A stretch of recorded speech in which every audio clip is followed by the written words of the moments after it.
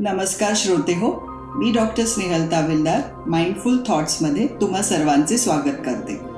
आजचा आपला विषय आहे रिटायरमेंट नंतरचे जीवन, त्यानंतर होणारे शारीरिक आणि मानसिक बदल आणि त्यावरती आपण कशी मात करू शकतो. यासाठी आज आपल्याकडे आलेले आहेत मान्यवर डॉक्टर अनिल पाध्ये.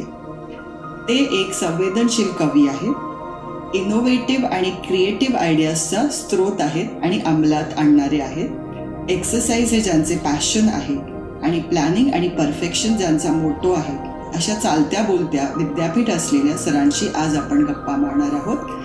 आणि सरांचे मराठी भाषेवरील प्रभुत्व अभूतपूर्व आहे आणि जॅपनीज भाषासुद्धा त्यांना ज्ञात आहे. तर आपण ॲक्च्युअल चर्चा सुरू करण्याच्या आधी, म्हणजे रिटायरमेंट नंतर जे काही बदल होतात ह्याच्या आधी मला सरांना एक प्रश्न विचारायचा आहे. त्याच्या आधी सर, तुमचे मनपूर्वक अभिनंदन आणि आज तुमच्यासमोर चर्चा करणार आहोत, हे माझं भाग्य आहे. धन्यवाद.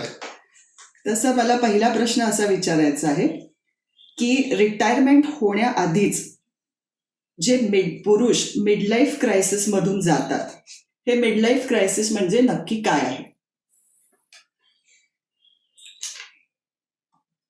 मला असं वाटतं की आयुष्य हे ओघवत्या झऱ्यासारखं आहे. तुम्ही मिडलाईफ इथे संपलं, इथे किंवा तारुण्य इथे संपलं, मिडलाईफ इथे सुरू झालं आणि इथे ओल्ड एज आलं, असं नाही धरता येणार. कारण तो एक अखंड प्रवाह आहे. त्या प्रवाहात आपण त्याचे भाग पाडतोय आणि तो बदल जो असतो तो अत्यंत स्लो होत असतो. जसं आपण म्हणतो की at midnight there is a seed for sunrise, तर तसं मिडलाईफमध्ये हे ओल्ड एजचं सीडच असतं. ते हळूहळू वाढत जातं आणि आपण मिडलाईफ नंतर ओल्ड एजमध्ये आपण प्रवेश करतो. तर त्यामुळे एका पर्टिक्युलर काळाच्या टप्प्यावर आपलं मिडलाईफ संपलं आणि ओल्ड एज सुरू झालं असं नसतं. तर तो अत्यंत एक ग्रॅज्युअल चेंज असतो. बरोबर आहे. तर मिडलाईफ बद्दल बोलायचं झालं तर आजच्या काळामध्ये माणसाचा आयुर्मान वाढत चाललेलं आहे. पण तसा विचार केला तर सो कॉल्ड मिडलाईफ आहे ते लवकर येत आहे. कारण माणसाची प्रकृती, त्याच्या शारीरिक अवस्थाने या सगळ्याचा विचार केला तर त्यांचं मिडलाईफ लवकर येतं आणि त्यांचं वृद्धत्व किंवा काय ओल्ड एज म्हणून हे दीर्घकाळ जात आहे पुढे. तर माझ्या मताप्रमाणे साधारण आपण 30-35च्या पुढे मिडलाईफ सुरू होतं असं आपण धरायला हरकत नाही असं मला वाटतं. तर ते मिडलाईफ 2-3 प्रकारने त्याचा विचार करावा लागेल. की मेडिकलला जाणारे विद्यार्थी म्हणू किंवा डॉक्टर होणारे लोक म्हणू, त्यांचं मिडलाईफ जे काय आहे ते इतरांच्या पेक्षा जरा वेगळं आहे. बरोबर. तर वेगळं म्हणजे काय, त्यांचं आयुष्याची जी सुरुवात असते सेटलमेंटची तीच उशिरा होते. बरोबर. साधारण वयाची 30 त्यात काही वेळा म्हणजे बरेच वेळा आपण म्हणू बऱ्याच जणांना पार करावी लागते आणि त्यानंतर तोपर्यंत विद्यार्थी दशाच असते. बरोबर. आणि त्याच्यानंतर मग सुरुवात होत असते. कदाचित इतर ज्ञानाच्या क्षेत्रातल्या लोक कदाचित 20-25ला नोकरी सुरू करत असतील, पण डॉक्टरांना नेहमी उशीर होत असतो. तर ह्या मिडलाईफशी आपण जर का विचार केला तर मला वाटतं की ते एका शब्दात जर का व्यक्त करायचं झालं तर मी त्याला केअर्स असं म्हणेन इंग्लिशमध्ये. CARES, CARES.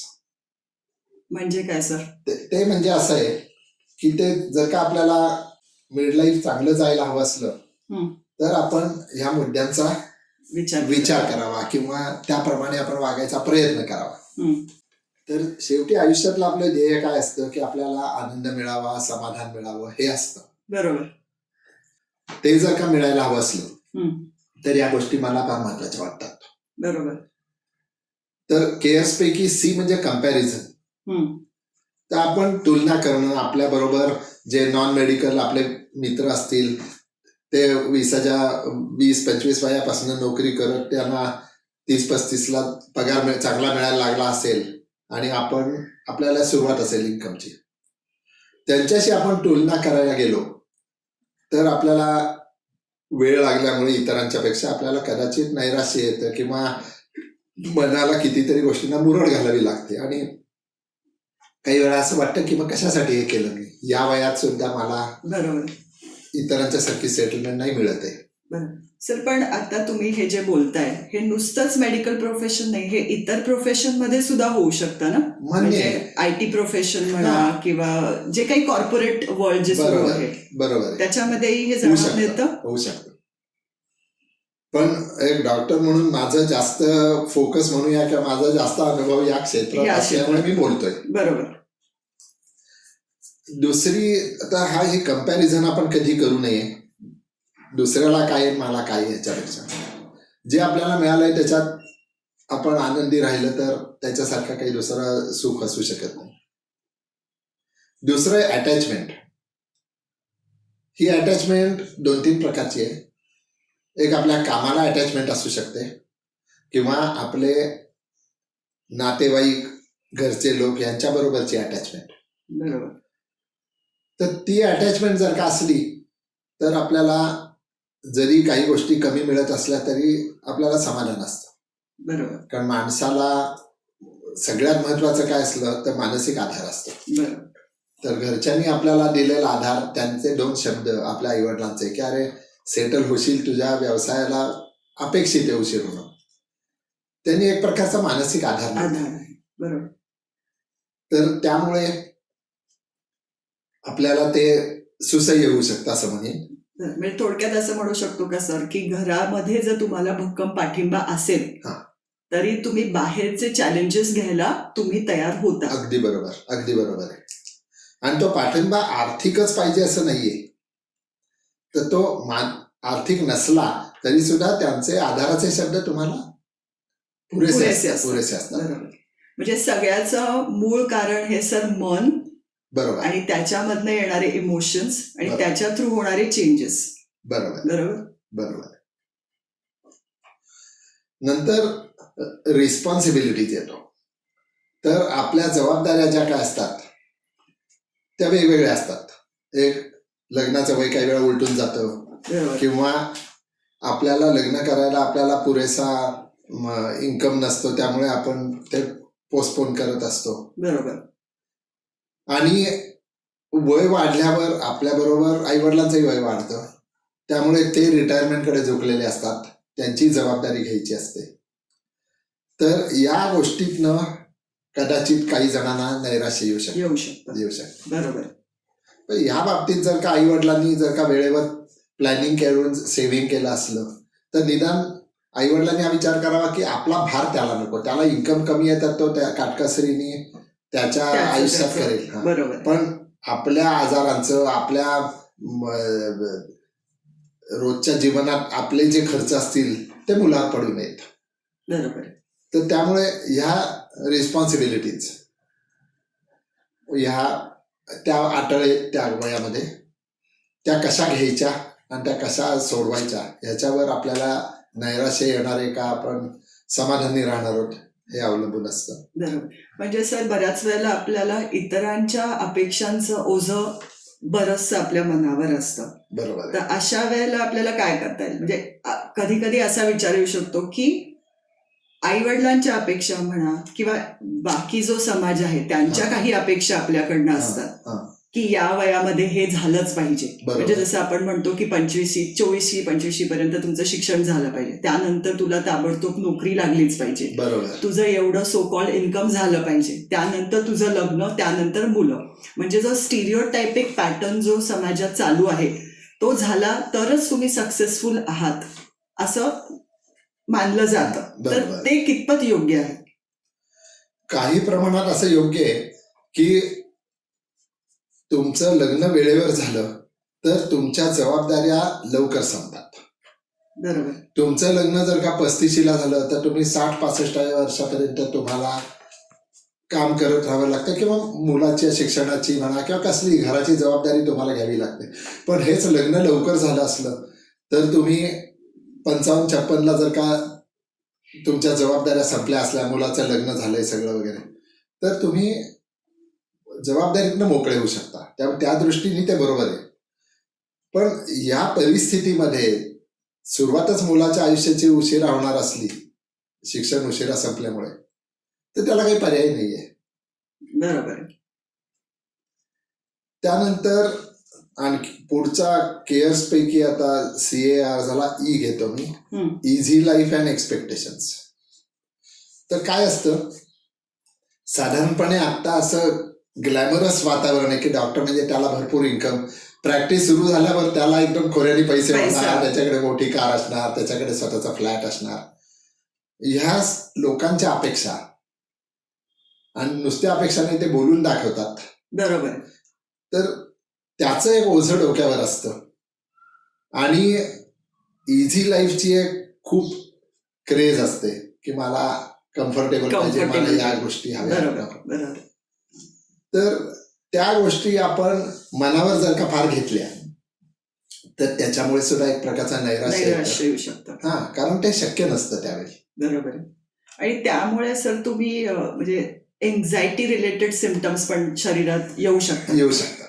अगदी बरोबर. आणि ते ओळखायचे कसे, की कारण बऱ्याच वेळेला असं होतं की मेजॉरिटी लोकांना मला काय होतंय किंवा ते जाऊन कोणाला तरी योग्य व्यक्तीला जाऊन अप्रोच करून सांगणं हे सुद्धा त्यांना लक्षात येत नाही. बरोबर. तर असे काय चेंजेस घडून येतात की जेव्हा तुम्ही असं काही क्रायसिस मधनं जात आहात तर काय सिम्पटम्स येऊ शकतात हे मला विचारायचं. त्यावेळी येणाऱ्या सिम्पटम ज्या असतात त्या काही करावंसं न वाटणं, डिसइंटरेस्ट न वाटणं, ओके, तो एक येऊ शकतो. त्यानंतर आपण लोकांना तोंड चुकवायला बघतो किंवा ते भेटले ते आपल्याशी बोलले तर त्यांच्या अपेक्षा आपल्याला सांगतील आणि तो तेच विषय काढतील जो आपल्याला नको येतो. बरोबर. किंवा असं असेल की मी मगाशी बोललो असं की मित्र सेटल झालेले ते खूप खर्च करत असतात, त्यांच्या बरोबर वावरताना आपल्याला तर तो खर्च शक्य नसतो. बरोबर. आणि त्यामुळे एक प्रकारचा डिफिडन्स म्हणू आपण. पण सर हे जे पिअर प्रेशर आहे की आता जसं तुम्ही म्हणताय की मी सक्सेसफुल नाही आहे पण माझे 2 मित्र सक्सेसफुल आहेत, त्यांना त्यांच्या पार्टीज हव्यात, त्यांना त्यांचं हॉटेलिंग हवंय, त्यांना त्यांची योग्य बाईक हवी आहे, कार हवी आहे, सगळं लाईफस्टाईल त्यांना थोडक्यात हायफाय लाईफस्टाईल हवी आहे, पण मला ते करायचं नाहीये, पण ते दडपण माझ्यावरती येत आहे, तर ते मी कसं हँडल केलं पाहिजे? ते दडपण म्हणजे त्याला हा केअर्स पैकी शेवटचा एस जो सॅटिस्फॅक्शन आहे. तुम्ही स्वभाव कसा तुमचा बनवता, विचारसरणी कशी ठेवता. बरोबर आहे. की तुम्ही कम्पॅरिझन न करता मला जे मिळालंय त्याच्यात समाधान मानायला शिकलात की तुमचे बरेचसे प्रॉब्लेम संपतील. की प्रत्येक गोष्ट जगात प्रत्येकासाठी नसते. मी तरी पहिल्यापासून हे समजून घेतलं की प्रत्येकाला प्रत्येक गोष्ट मिळत नाही. बरोबर. खूप श्रीमंत माणसाला सुद्धा सगळ्या गोष्टी मिळतात असं नाहीये. बरोबर. आता उदाहरण द्यायचं झालं तर अमेरिकेच्या प्रेसिडेंटच्या आले समजा फॅमिली सकट भारतात, त्यांच्या मुलांना बसमधनं लोक जात आहेत ते बघून कदाचित त्यांना मुलांना अरे नाही या बसमध्ये आपण बसलं पाहिजे, यात मजा असेल, इतके लोक हसत खेळत जात आहेत, पण त्यांच्या मुलांना हाय सिक्युरिटीमध्ये लिमोझिन कार मधनच हिंडावं लागेल. म्हणजे कितीही अफोर्डेबिलिटी असली तरी सुद्धा प्रत्येक गोष्ट प्रत्येकाला मिळत नाही. अगदी बरोबर आहे. त्यामुळे ते पैशावर अवलंबून नाहीये तुम्हाला सगळ्या गोष्टी मिळणं न मिळणं. तुम्हीच कुठेतरी समाधान ठेवलं की अरे प्रत्येकाला काहीतरी कमी येते, मला हे कमी आहे, ठीक आहे. बरोबर. म्हणजे सॅटिस्फॅक्शन तुम्ही जर का ठेवलं किंवा मित्राला माझ्या ठीक आहे, मला त्याला खूप परवडतंय, त्याला खूप घ्यायला जमतंय, ठीक आहे, पण माझ्यासारख्या बाकीच्या गोष्टी त्याला आहेत का. मला जो मान मिळतो किंवा मला जे मेडिकल प्रॅक्टिसमध्ये जे मला समाधान मिळतं माझ्या पेशंटला ट्रीटमेंट करा ते त्याला मिळतं का. तर असं नाहीये. म्हणजे शेवटी प्लस आणि मायनस हे दोन्ही असतं. बरोबर. आणि गंमत अशी आहे की ते एखाद्या नाण्यासारखं आहे, दोन्ही बाजू इक्वल आणि अपोजिट असतात, पण दे आर कंपल्सरीली टुगेदर. तुम्ही एका बाजूचा नाणं घेऊ शकत नाही. तर एक तुम्हाला ब्राईट साईड दिसली तर डार्क साईड तेवढीच मोठी असावी लागते आणि असतेच. आपण फक्त काय करतो, आपण दुसऱ्याची ब्राईट साईड बघतो. बरोबर आहे. तर असे विचार माझ्या आयुष्यात कधी आले, क्वचित आले असतील, आले, कारण माझा सॅटिस्फॅक्शनचा स्वभाव आहे. पण तरी मी नाही म्हणत नाही, माणूस आहे मी, मला आलं असेल तरी. पण मी विचार असा करायचो की त्याची ब्राईट साईड आहे, फाईन, मला ती हवी आहे, मला तशीच हवी आहे म्हणजे. पण त्याच्या डार्क साईडचा विचार केला का? बरोबर. त्याची डार्क साईड तेवढीच मोठी आहे, जेवढी टेकडी उंच आहे तेवढी दरी पण खोल असणार आहे. अगदी बरोबर. तर त्याच्या डार्क साईडचा जेव्हा विचार केला तेव्हा मला वाटलं नाही, मग माझी ब्राईट साईड छोटी चालेल आणि मला डार्क साईड छोटी. कारण त्याचा जसा आनंद हे मोठं आहे, ते त्याची दुःखही मोठी आहे, ती आपल्याला दिसत नसतात. आपण बारकाईने विचार केला किंवा त्याचं संपूर्ण आयुष्य आपण घेऊ, त्याच्याऐवजी आपण जगू तर चालेल का? तर मला वाटलं नाही, मला ती डार्क ब्राईट साईड नसलेली चालेल, पण त्याची डार्क साईड जी काय आहे. बरोबर आहे. त्याच्याकडे पैसा खूप आहे, त्याच्याकडे सुबत्ता खूप आहे, पण त्याच्या फॅमिली लाईफमध्ये त्यांच्यात अंडरस्टँडिंग नाहीये, त्यांच्यात डिटॅचमेंट आहे. बरोबर आहे. तर हा विचार केला तर मला ते असलं तर मला डिटॅचमेंट चालणार आहे का माझ्या कुटुंबात? नाही. मग मला अटॅचमेंटला महत्व आहे, मला घरच्या लोकांवर त्यांना माझ्याबद्दल वाटणारं प्रेम आणि मला हे महत्वाचं आहे. मला नुसताच पैसा, मी खूप मोठी कार घेऊन आणि मोठ्या फ्लॅटमध्ये राहिलो तर हे मिळणार आहे का? बरोबर. सगळ्यांची तोंड 10 दिशा नाहीत, खूप आर्थिक सुबत्ता उपयोग आहे. उपयोग आहे.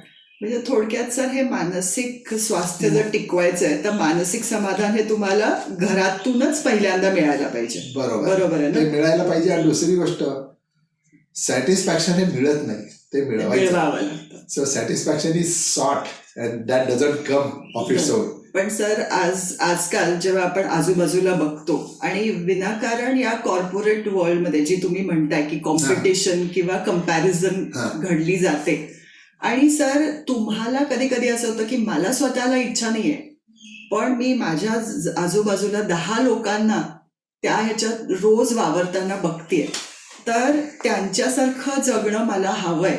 हा मोह मला कसा टाळता येतो आणि कसा मी टाळू शकते, याच्यावरती काही सांगू शकाल? मोह टाळणं म्हणजे एक मनावर संयम पाहिजे. आणि दुसरी गोष्ट, मगाशी जो मुद्दा सांगितला की त्यांच्या ब्राईट साईडचा विचार करताना डार्क साईडचा विचार केला की तुम्हाला वाटेल नको, मला ब्राईट साईड नको ती, मग तुम्हाला आपोआप वाटायला लागतं माझं ठीक आहे, त्यांच्यासारख्या गोष्टी मला मिळत नसतील.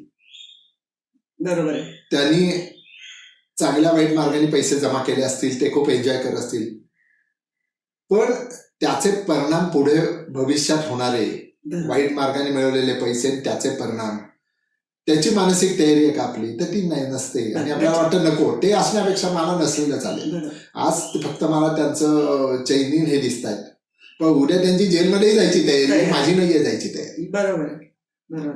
म्हणजे थोडक्यात की समोरची व्यक्ती काय कॉम्प्रोमाइज करते हे आपल्याला माहिती नाही आहे. बरोबर आहे, अगदी बरोबर. तर आपण त्याचा तारतम्यपणे विचार केला पाहिजे. बरोबर आहे.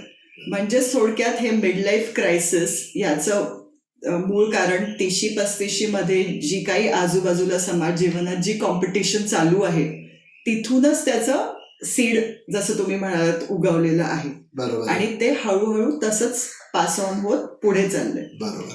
आता आपण आपल्या मूळ मुद्द्याला हात घालूयात की सर, मग रिटायरमेंट झाल्यानंतर परत स्त्रियांमध्ये कसं की स्त्रिया बोलक्या असतात, त्या बोलून त्यांच्यात होणारे चेंजेस, फिजिकली, इमोशनली जे काही चेंजेस आहेत ते बोलून दाखवतात. पण अजूनही पुरुषांच्या इमोशन्सना किंवा पुरुषांना इमोशनली तेवढं व्यक्त होता येत नाही, किंवा त्यांना स्वतःच्या शरीरात होणारे बदल किंवा मानसिक बदल हे अजूनही लक्षात येत नाही. तर ते त्यांनी कसं समजलं पाहिजे आणि कोणाला अप्रोच, म्हणजे कुठल्या योग्य व्यक्तीपर्यंत त्यांनी संपर्क केला पाहिजे, याच्यावरती काही सांगू शकाल? तर ही जी आपण वृद्धावस्था म्हणतो किंवा ओल्ड एज काय म्हणू ते, तर ती ग्रॅज्युअल प्रोसेस आहे.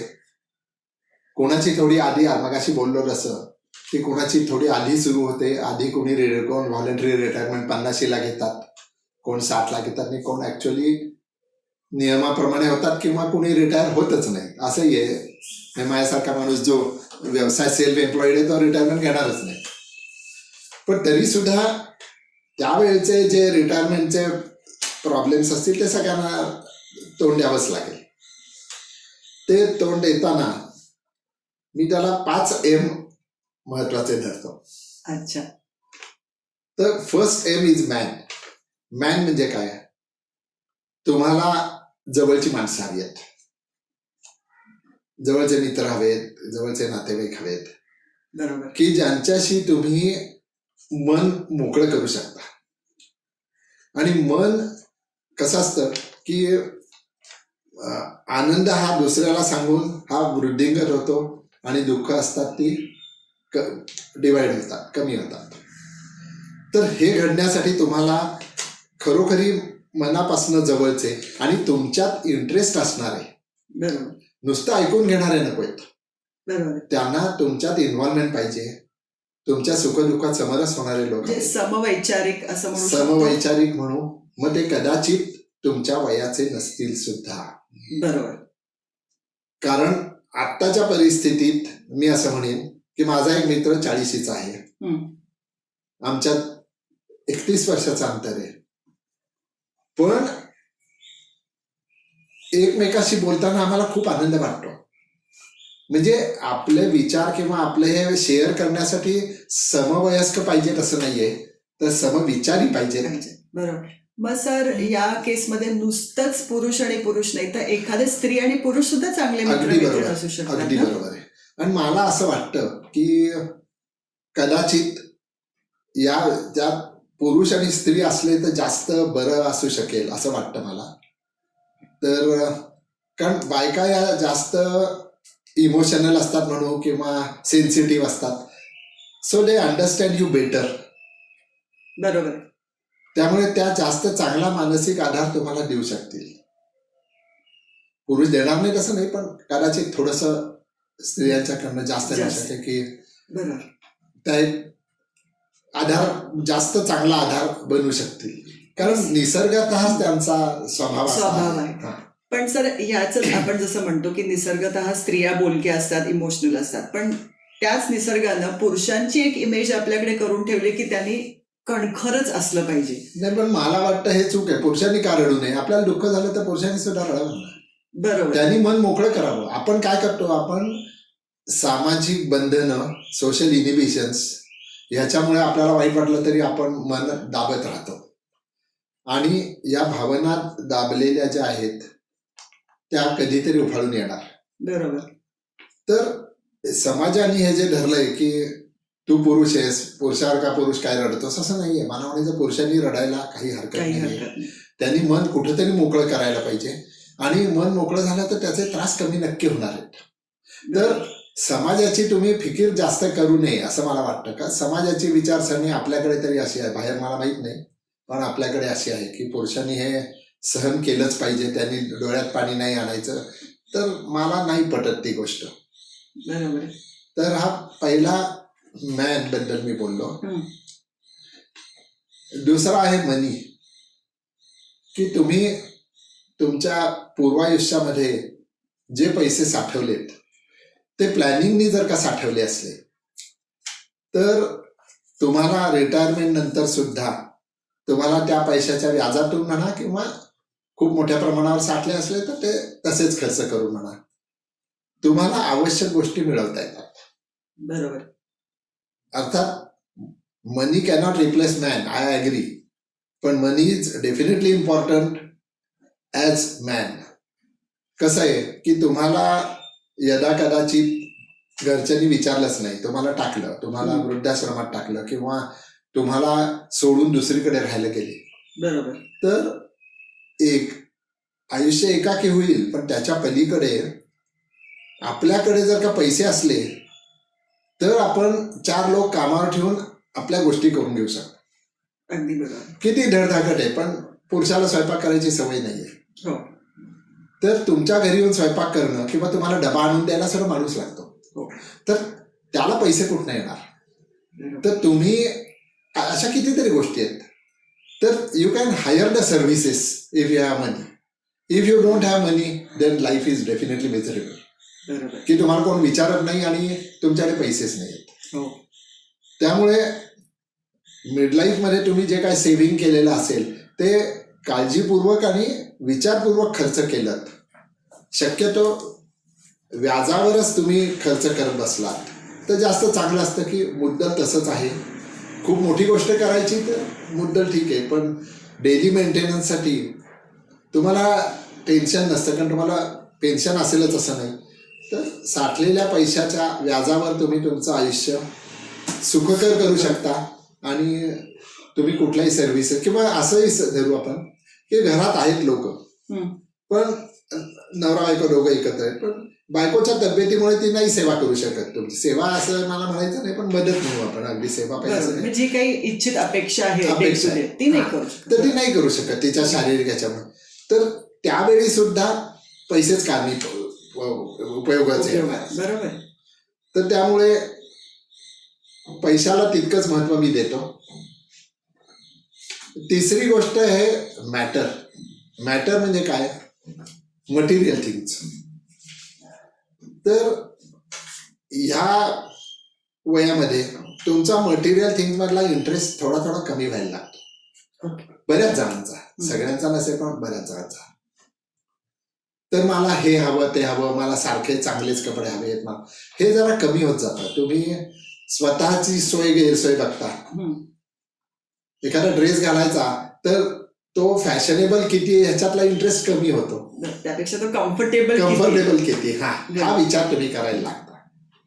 तर त्यामुळे मटेरियल गोष्टीतला जी काही क्रेज असेल तरुणपणी, तुम्हाला खूप आलिशान कार हवी आहे, त्याच्याऐवजी मला जायला सोय आहे ना, मला कॅब करून मला जाता येत ना, आय एम सॅटिस्फाईड, मला अगदी माझी कार आणि मोठी कार पाहिजे असं नाहीये. तर मटेरियल थिंग्स मधला जे अटॅचमेंट असेल ती कमी व्हायला लागते. त्यानंतर मेंटल हेल्थ. आता मेंटल हेल्थ कसं आहे माहितीये का, की healthy mind leaves in a healthy body, हे तत्व. तर तुम्ही शरीर प्रकृती जर का चांगली टिकवली असली, तुम्हाला डायबेटीज, बीपी किंवा काही असे विशेष असे मोठे आजार, दीर्घ आजार नसले, तर ते होऊ नयेत म्हणून आपल्याकडनं प्रयत्न केले गेले असले, तर व्यायाम वगैरे करून त्यासाठी केलं असलं तर तुमची मेंटल हेल्थ चांगली राहते. आता या सगळ्या गोष्टी एकमेकाशी निगडीत आहेत, की मेंटल हेल्थ म्हणजे तुम्ही 4 लोकात मिसळून, मित्रांच्यात मिसळून तुम्ही हास्य विनोद केले, त्यांच्याबरोबर ट्रिप काढली किंवा काय केलं, तर ते तुम्हाला मेंटल हेल्थ टिकवायला नक्कीच उपयोगी पडतात. तर ती एक गोष्ट खूप महत्वाची आहे. सर, अजून एक प्रश्न आहे की बहुतेक लोक त्या वयात निराश का होतात? ते निराश होतात त्याचं कारण भारत आंब्यांची कविता आहे, लागले नेत्र रे पहिलं तिने. तर हे विचार असे आता या भवसागर पार करून पलीकडे जायचंय आता, त्यामुळे आता संपत आलेलं आहे. आणि सध्याच्या या भिववित हृदया, त्यामुळे आता मृत्यू जवळ आलेला आहे. या सगळ्यातनं ते आलेलं नैराश्य असतं की आता मग काही राहिलं नाहीये आणि मृत्यूचं भय वाटत राहतं किंवा आता आतलं सापणार. पण तसं खरं वाटायचं कारण नाही, कारण मला म्हणायचं इट इज अ ट्रान्सफॉर्मेशन. आपल्याला हे लोक भेटणार नाही, पण दुसरं कोणतरी भेटणार आहे. दुसऱ्या जगात जाणार आहोत की ज्या ठिकाणी आपल्याला पुन्हा कोणतरी वेगळं भेटेल. त्यामुळे हा शेवट नाहीये. आपल्या संस्कृतीत म्हणू किंवा आपल्या तत्वज्ञानात म्हणू, ते नेती नेती म्हणतात की हा शेवट नाहीये. न इति हा शेवट नाहीये. बरोबर. तर it is just a transformation. आणि आपल्याला जर का एक घर सोडून दुसऱ्या घरात जाताना आपल्याला जर का दुःख होत नाही, तर एक शरीर सोडून दुसऱ्या शरीरात जाताना त्या ट्रान्सफॉर्मेशनचं दुःख काय करायचं, असं मला वाटतंय. पण मग ती अटॅचमेंट शरीराबरोबर असते का मटेरियल वर्ल्ड बरोबर असते? ती शरीरापेक्षा मटेरियल वर्ल्ड बरोबर असते आणि आपल्या सगळे सोयरे, मित्र, नातेवाईक यांच्या बरोबर असते. बरोबर. पण त्यात मला वाटतं असा विचार केला की आज ना उद्या तेही तिथंच येणार आहेत ना, आपण जिथे जातोय तिथे. त्यामुळे आपण काही एकटे नाही होत. कदाचित थोडा काळाचा फरक असेल किंवा आपण आज 2-5 वर्ष येतील, कधीतरी भेटणारच आपण. त्यामुळे हा जर का शेवट नसला तर आपण कशासाठी दुःख करायचं. बरोबर. तर म्हणून मला वाटतं मी याबद्दलच्या 4 ओळी वाचून टाकल्या. नक्कीच सर. सीमारेषेवर असतो आपण, इकडे जीवन तिकडे मरण, शाश्वत काही कधीच नसता, भीतोस कारे मरणाला, चल जगूया रे दिवस आजचा, विचार न पुढचा आम्हाला. खूप सुंदर. पण आणि सर अगदीच तुम्हाला रिगरस काही एक्सरसाइज नाही जमला तरी पण रोजचं नियमित चालणं किंवा नियमित थोडं घराबाहेर पडणं हे फायदेशीर ठरू शकतं का या नक्की वेळात? नक्कीच. कारण बऱ्याच लोकांना असं जसं तुम्ही म्हणता की अर्ली एजिंग होत आहे, तर बरेचसे हे आजार प्रीपोन झालेले आहेत बरोबर आणि आहे. कोविड नंतर तर भरपूरच चेंजेस खूप आले, खूप वाढले. तर त्यामुळे फिटनेस टिकवणं हे किती महत्वाचं आहे आता? फिटनेस टिकवणं हे नक्कीच महत्वाचं आहे. कुठलेही व्यायाम करायचे झाले तर वय वाढल्यानंतर आपण ऍडव्हेंचर्स काहीतरी करू नयेत की ज्या ठिकाणी पडायची भीती आहे. काय आता 70 नंतर तुम्ही रनिंग करायला गेलात, तुमचा कधीतरी तोल जाऊन पडला तर ते होणारं फ्रॅक्चर हे घरच्यांना आणि तुम्हाला दोघांनाही क्लेशदायक असतं. बरोबर. आणि काही वेळा तर असं असतं की ते तुमचा आयुष्याचा शेवटच सुरू करतं. बरोबर. कारण मांडीचं हाड मोडलं, तुम्ही बेड रिडन झालात, मग बेड सोर्स होतात, मग घरच्यांना रोजची सेवा करायला आली की ते कंटाळतात, मग तुम्हाला डिप्रेशन येतं. हालचाल थांबल्यामुळे मग इतर आजार मी म्हटलं असं ते बळावायला सुरुवात होते, सांधे धरायला लागतात, शुगर वाढायला लागते. तर ह्या ह्याच्यातनं आपण आपल्या आयुष्याला उतारायला लागतो. त्यामुळे कुठेतरी उंचावर चढायचंय, धावायचंय, तर अशी ऍडव्हेंचर्स करू नये. करू किंवा नये. माझ्या मित्राला जमतंय म्हणून मी पण हा आज जाऊन ट्रेकिंगला जातो असे उपक्रम अगदी करू बरोबर नये. आहे. डोंगरावर चढणारे वगैरे असं काहीतरी आपण करू नये. आपल्या मर्यादांमध्ये आपण करावं, व्यायाम जरूर करावा, बरोबर. सुरक्षित करावा आणि त्याच्यामुळे आपल्या शरीर प्रकृती चांगली राहते, सांधे आपले हालचाल करत राहतात. आणि दुसरी एक गोष्ट, हा जो व्यायाम करतो हा व्यायाम आउटडोअर असलेला बरा असं मला वाटतं, इंडोर पेक्षा. इनडोअरपेक्षा. म्हणजे जिमला जाऊन तर अजिबात विचारच करू नये. पण आउटडोअर मध्ये कसं असतं की तुम्ही जेव्हा व्यायाम करता तेव्हा तुम्ही बाहेरच्या जगात हिंडता. बरोबर. आता उदाहरणार्थ आपण फिरायला गेलो ना, तर आपल्याला 4 लोक भेटतात, त्यांच्याबरोबर गप्पा होतात, त्यांनी आपल्याला विषयांतर होतं. बरोबर. त्यामुळे एखादी अप्रिय घटना किंवा अप्रिय विषय घरी घडला असला तर तो विसरून जातो आपण, कारण आपलं मन वेगळ्या ठिकाणी वेगळ्या गुंततं. तर या व्यायामामध्ये नुसतं शारीरिक नाही तर मानसिक सुद्धा आपल्याला बरं वाटतं, कारण आपण विसरून जातो ते. तर तो एक फायदा व्यायामाचा आहे. त्यामुळे मला वाटतं की चालायचा व्यायाम हा त्यातल्या त्यात सुरक्षित आहे असं मी म्हणेन. जो सगळेजण करू शकतात, सगळे करू की म्हणजे शकतात. ज्यांचे काही सर्जरीज झाल्यात, म्हणजे उदाहरणार्थ बायपास म्हणा किंवा बरोबर. काही जसं तुम्ही म्हणालात की मांडीचं हाड मोडलंय, हे झालंय, तर साधा सोपा नॉर्मल वॉकिंग हे ते लोक करू अगदी शकतात. बरोबर आहे. सर पण अजून एक मला याबद्दल एक प्रश्न विचारायचा आहे की बऱ्याचशा व्यक्तींना मी असं बघितलंय हा. की ज्यांची सर्जरीज झाल्या हम्म. आणि पोस्ट सर्जरी म्हणजे प्री सर्जरी जी व्यक्ती एकदम लाईव्हली आहे, हा. जे सगळ्या गोष्टी आपापल्या इंडिपेंडेंटली करतात, हम्म. पोस्ट सर्जरी त्यांच्यामध्ये बराचसा फरक दिसून येतो. की असं होतं की त्यांना म्हणजे जसं तुम्ही नाण्याची बाजू म्हणता की एक बाजू एकदम ब्राईट आहे आणि ते झाल्यानंतर एकदमच त्यांच्यात इतके चेंजेस दिसून येतात की मला आता काही करायचं नाही. हम्म. किंवा जसं तुम्ही म्हणता की एकदम नैराश्य येतं आणि ते त्यांना कळतही नाही आणि ते इंट्रोवर्ट होतात, बरोबर ते आहे. बोले नसे होतात, तर त्यांना तुम्ही काय सांगू शकता? पोस्ट सर्जरी असलं तरी त्या माणसाने स्वतः प्रयत्न करायला पाहिजे, हालचाल करायचा. बरोबर. आपण प्रत्येक गोष्ट जर का मदतीची अपेक्षा केली ना तर इतर लोकांनाही काही दिवस ते करू शकतात, पण पुढे ज्याला त्याला आपला व्यवसाय, नोकरी असते, त्याची बंधनं असतात, मग त्यांनी आपल्याला नाही सगळ्या बाबतीत मदत केली की मग आपल्याला वाटतं की आपण निग्लेक्टेड आहोत. तर जास्तीत जास्त इंडिपेंडंट जगायचा प्रयत्न करायला पाहिजे. मी मगाशी म्हटलं असं की धोका न पत्करता आपल्याला घरातल्या घरात हिंडायला आपल्याला जरा प्रॉब्लेम येत असला तर हातात काठी घेऊन, आधार घेऊन, की ज्यामुळे सुरक्षितता वाढते. तर आपल्या आपण करायचा प्रयत्न केला तर दुसऱ्यांनाही आपला कंटाळा येत नाही किंवा आपल्या जास्त गोष्टी कराव्या लागत नाही. आणि त्या करायला लागल्यामुळे त्यांची होणारी चिडचिड किंवा त्यांचे चार शब्द ऐकून घेणं ह्यांनी आपल्याला नैराश्य येतं. नैराश्य, बरोबर आहे. आणि सर अजून एक माझ्या ऑब्झर्वेशन मध्ये असं मी बघितलं आहे की रिटायरमेंट नंतर बरेचसे पुरुष खूप शांत होतात, म्हणजे ते कमी बोलायला लागतात. आणि काही काही पुरुष जे आहे की ज्यांचा मित्रपरिवार मोठा आहे ते त्यांच्यामध्ये मिक्सअप होऊन त्यांचं लाईफ चांगलं कंटिन्यू राहतं. बरोबर. पण काही लोकांचा मित्रपरिवार कमी व्हायला लागतो, त्यांचं इंटरॅक्शन कमी होतं. असं का होतं? हा एक भाग डिप्रेशन म्हणता येईल याला. की कसं होतं की माणसाचं असं वय वाढतं तसा त्याचा स्वभावातले जे काही दोष आहेत ते वाढतात.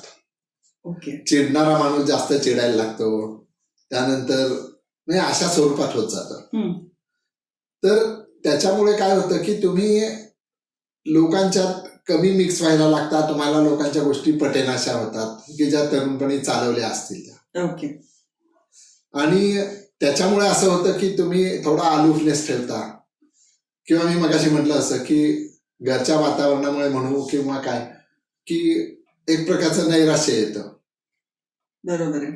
मग ते कदाचित आपला आपण मग ओढवलेलं असू शकतं की आपला आपण मनात आज आणतो की माझे पैसे कमी आहेत, माझ्याकडे हे आहे, किंवा मला नाहीच विचारत आहेत. तर हे जे सगळं येतं त्याच्यामुळे तुम्ही कमी कमी लोकांच्यात मिसळायला लागता, आणि तुम्ही कमी मिसळता म्हणून पुन्हा ते एक विशेष सायकल आहे की तुम्ही कमी बोलायला लागता, तुम्हाला जवळचा कोण नाही असंच वाटतं. बरोबर आहे. तर मला असं वाटतं की माणसाने इंटरप्रिटेशन हे थांबवावं.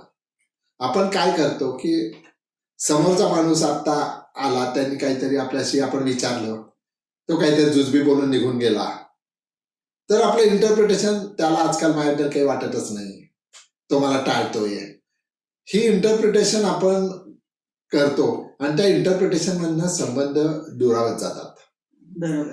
तर खूपदा अशी शक्यता असते की त्या माणसाला गडबड असते किंवा त्याचा मूड नसेल, त्याला टेन्शन काही असते की ज्या ह्याच्यात त्यांनी आपल्याला उत्तर आपल्याला हवं तसं वेळ देऊन दिलेलं नसेल. पण एखादी गोष्ट 10 वेळा घडेपर्यंत आपण इंटरप्रिट करू नये की तो मला टाळतोय, तो टाळतोय यासाठी पुरेसा वेळ द्यावा की, आणि मग आपण ठरवावं की ठीक आहे, तो आपल्याला टाळतोय तर आपण त्याच्या वाटेला जाऊ नये म्हणून. पण 1-2 घटनांमध्येच आपण हे ठरवायचं. आणि मग काय होतं, मग तुम्ही माणसं हळूहळू कमी करत जाताय, टाळत जाता तुम्ही की समोरच्याला, त्याला माझ्याबद्दल रागायचं आहे, त्याला माझ्यात काही प्रेमच वाटत नाही किंवा त्याला माझ्यात इंटरेस्टच नाहीये, असे सगळे इंटरप्रिटेशन करत करत तुम्ही एकाकी होत जाता. मग ते एकाकी झालात की तुम्ही घरी एकटे बसणार. बरोबर. मग empty mind is devil's workshop. Workshop. त्यामुळे काहीतरी कुठले तरी विचार घ्यायचे आणि ते उगाळ्यात बसायचे दिवसभर आणि त्याची अनेक इंटरप्रिटेशन करायची की ह्याच्यामुळे. बरोबर. तर मला असं वाटतं की इंटरप्रिटेशन टाळावीत आणि अपेक्षाही थोड्या कमी कराव्यात. कारण आपण कसं, आपण आपल्या अपेक्षांवर जगत असतो. मला मदत करावी, मला खायला द्यावं, त्यानंतर मला घेऊन जावं कुठे बाहेर. पण त्यांनाही त्यांचं पर्सनल आयुष्य आहे ना, बरोबर. पुढच्या पिढीलाही त्यांचं आयुष्य आहे. आयुष्य आहे. अगदी बरोबर. तर त्यांनाही या गोष्टी शक्य होतील असं नाही ना. कारण आपल्याला जसं वाटतं की मला बाहेर कुठंतरी नेल्यावर मला आनंद वाटतो, तसं त्यांनाही त्यांच्या मित्रात किंवा त्यांना एखाद्या सिनेमाला असेल, हॉटेलला आणत, त्यांना त्यात आनंद असेल. बरोबर. तर हा विचार करायला पाहिजे की त्यांच्याही काही स्वतःच्या एन्जॉयमेंटच्या अपेक्षा असतील, त्यामुळे ते दरवेळी आपल्याला आपल्या मनाप्रमाणे वागू शकतील असं नाहीये. बरोबर. तर ते इंटरप्रिटेशन जे काय मी म्हणतो ते हे की त्याच्यावरनं आपण डायरेक्टली इन्फरन्स काढू नये की हे असं आहे. ते मी असं म्हणेन की 50% वेळा ते चुकीचंही असू शकतं आपलं इंटरप्रिटेशन. मी आज मगाशी म्हटलं असं की तो माणूस कामात असतो, घाईत असतो, टेन्शनमध्ये असतो. तर घाईघाईने निष्कर्ष काढू नये. बरोबर. पण सर, जर त्या व्यक्तीला लक्षात नाही येते की मी डिप्रेशन मध्ये आहे, हो, तर पण घरच्यांना जर लक्षात आलं तर त्यांनी योग्य वेळी जर डॉक्टरला अप्रोच करून जर सल्ला घेतला तर ती व्यक्ती यातनं बाहेर येऊ शकते. आणि दुसरं मी म्हटलं असं की द मेंटल व्हेंटिलेशन, की त्या जवळची व्यक्ती आपली असेल त्याच्याशी आपलं मन मोकळं करते. बरोबर.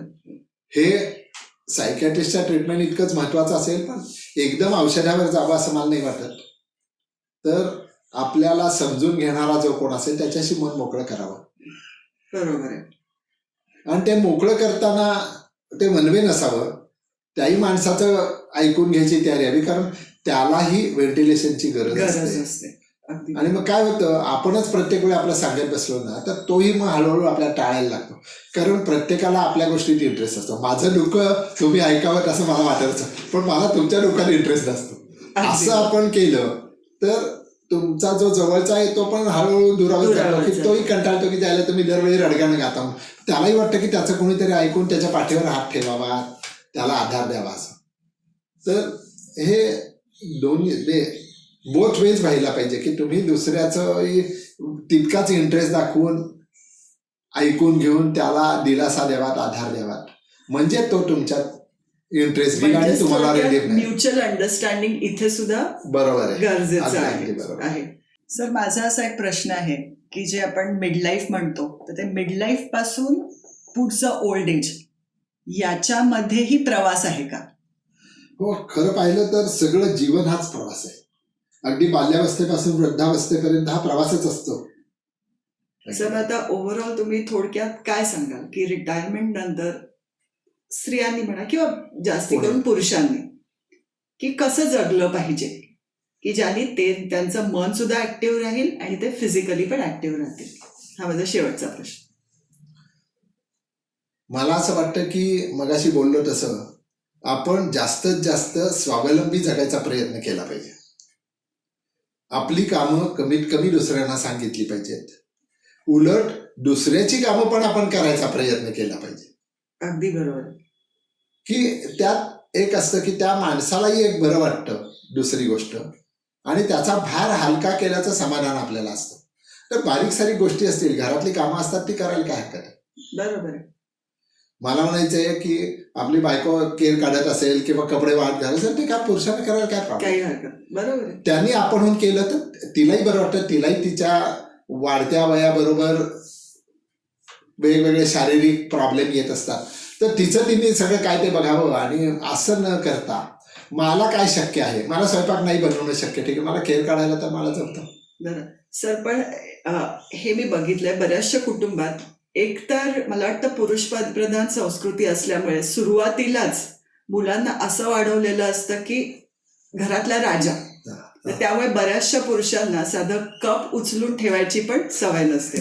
तर अचानक रिटायरमेंट नंतर त्यांच्यामध्ये हा बदल कसा घडून येईल? तो बदल होईल कसा माहितीये का, तुम्ही जर का सेन्सिटिव्ह असाल किंवा इमोशनल असाल तर होईल. तुम्ही दुसऱ्याच्या आता रिटायरमेंट नंतर वेळच वेळ असतो खरं सांगायचं, डिपेंड्स जे रिकाम टेकडे आहेत त्यांना. पण काहीतरी वेळ प्रत्येकाला असतोच, कारण तुम्ही आधीच्या नोकरी व्यवसाय इतके बिझी नसता, इतके वाजता आंघोळ झालीच पाहिजे, इतके वाजता बाहेर पड, असं नसतं. तुम्ही टाइम टेबल थोडं बदलू शकता.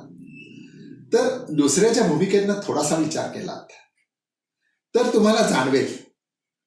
आणि ते कसं आहे माहितीये का, त्याला तुम्ही पॅसिव्ह ऑब्झर्वर पाहिजे, की दुसरा कसं जगतो एवढं बघायचं. ते तुम्ही पाहिलं ना की तुम्हाला कळेल, अरे हा इतका वेळ इतकी कामं करतोय, आपण काय केलं? आपण फक्त बसूनच ऑर्डर्स केल्या, हे द्या ते द्या. त्यातलं मला काय करता येईल, त्यांनी त्या माणसाला रिलीफ मिळणार आहे का? तर तुम्ही हे लक्षात कधी येईल, तुम्ही पॅसिव्हली ऑब्झर्व केलं तरच तुम्हाला हे लक्षात येईल, नाही तर नाही करणार. असं मी काय करू म्हणून असं नसतं. दुसरा कसं जगतोय त्याचं वागणं हे पाहिलं. वागणं म्हणजे काय, मला आता सगळं एनिवे मी की काय काय गोष्टी कशा करतोय, ह्या तुम्ही नुसत्या त्रयस्थ भूमिकेतनं पाहिल्यात. बरोबर आहे.